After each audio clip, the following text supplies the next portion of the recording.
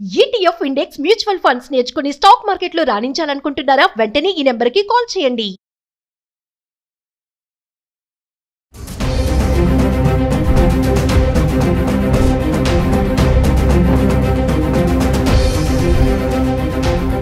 Hi hello namaste welcome back to Suman T. ప్రస్తుతం మనతో పాటు ఉన్నారు certified astro business coach Javeria garu. Namaste ma'am.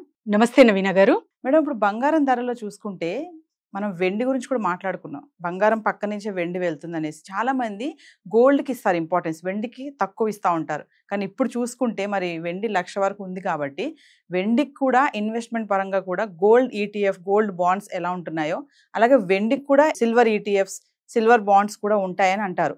ఒకసారి ఈరోజు మన వీడియోలో సిల్వర్ ఈటీఎఫ్స్, సిల్వర్ బాండ్స్ గురించి మాట్లాడుకుందాం. నార్మల్ ఫిజికల్ గోల్డ్కి ఈటీఎఫ్కి డిఫరెన్స్ ఏంటి?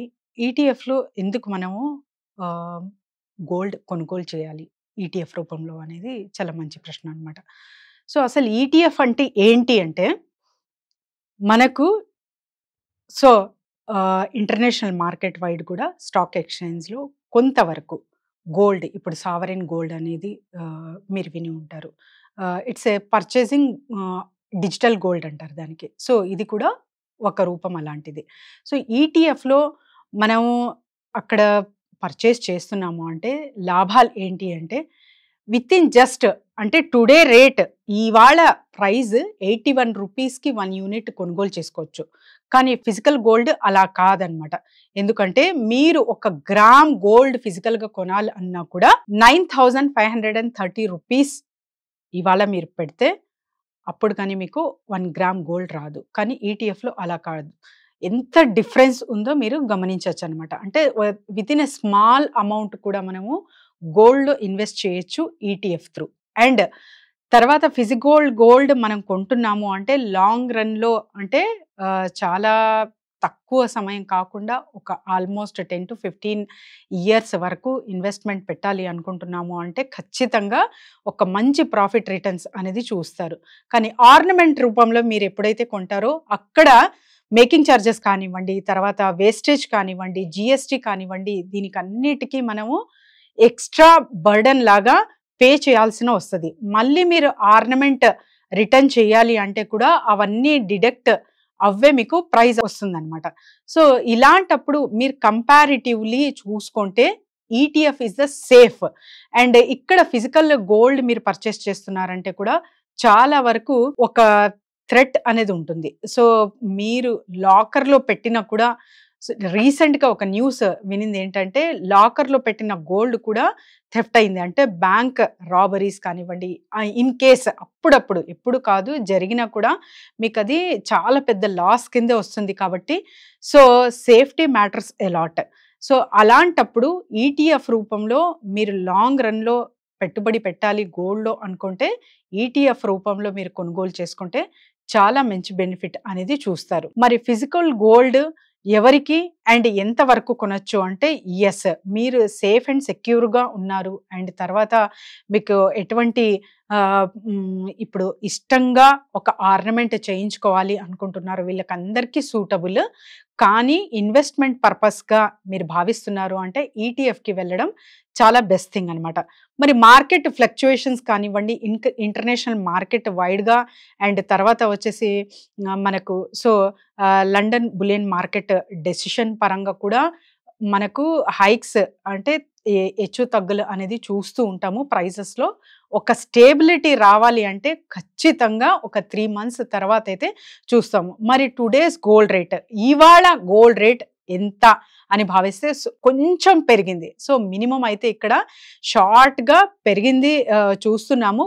కానీ ఎక్కువ మోతాదులో అంటే ఓవరాల్ కంట్రీ చూసుకుంటే మాత్రం తగ్గింది నవీన గారు. ఎందుకంటే ఎవ్రీథింగ్ ఈజ్ గోయింగ్ అంటే రొటీన్లా ఇప్పుడు ఆల్మోస్ట్ ఆల్ సాఫీగా అండ్ స్టేబుల్ అవుతుంది కాబట్టి international market. So gold rate కూడా తగ్గే అవకాశాలు చాలా ఉన్నాయన్నమాట. మరీ 60,000 యార్ 70,000కి పడిపోతుందా అంటే చెప్పలేము. సో ఇలానే other businesses and other market అంటే కమోడిటీ మార్కెట్ కాకుండా షేర్ మార్కెట్ చాలా మంచిగా వెళ్తుంది అంటే చెప్పలేము. కానీ మరీ ఏదన్నా టారిఫ్ ఆఫ్టర్ పాజ్ మూమెంట్ అయిన తర్వాత 90 days తర్వాత ఏదైనా చేంజెస్ వస్తే, so clashes between China and US చూసుకుంటే మనము, సో మరీ గోల్డ్ పెరిగే అవకాశం ఖచ్చితంగా ఉంటుంది. సిల్వర్ లో మరి ఇన్వెస్ట్మెంట్ పరంగా కూడా సిల్వర్ ని తీసుకుంటే ఎలా ఉంటుంది, అంటే రిటర్న్స్ అనేవి ఎలా వస్తూ ఉంటాయి అనేది దాని మీద గురించి. మరి బంగారం ధరలు నిన్నటితో ఈ రోజుతో పోల్చుకుంటే ఎలా ఉన్నాయి, ఒకసారి మనం చార్ట్ చూద్దాం మేడం. సో మరి గోల్డ్ ప్రైస్ ఏంటో చూసుకుందాం ఒకసారి, along with the silver price. So మరి ఇవాళ చూసుకుంటే నవీన గారు 120 రూపీస్ పర్ గ్రామ్ కి ఇక్కడ అయితే పెరిగింది కొంచెం, అంటే మినిమం అయితే పెరగడం జరిగింది. నిన్న రేట్ ఇవాళ రేట్ కంపేర్ చేసుకుంటే 9393 రూపీస్ ఉంటే ఇవాళ 9530 రూపీస్. సో ఇక్కడ మనం గమనించవచ్చు, అంటే 120 రూపీస్ పెరగడం ద్వారా ఒక తులానికి 1200 రూపీస్ అయితే రైజ్ అయింది ప్రైజ్. మరి 22 క్యారెట్స్ చూసుకుంటే కూడా ఆ లిటిల్ బిట్ అంతే 110 రూపీస్ మార్ప్ అయితే కనిపిస్తుంది. నిన్న రేట్ 8610 రూపీస్ అయితే ఇవాళ 8720 రూపీస్ ఉంది.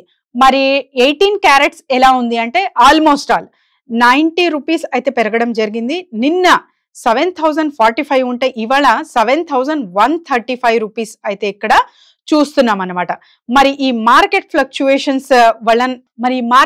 ఫ్లక్చుయేషన్ వలన కొనుగోలు చెయ్యొచ్చా లేదా అంటే, సో మీరు ఎప్పుడు చెప్పినట్టు ఒకే మాట, లాంగ్ టర్మ్ ఇన్వెస్ట్మెంట్ అయితే ఖచ్చితంగా గోల్డ్ ఎప్పుడు కొనినా మీకు బెనిఫిటే ఉంటుంది.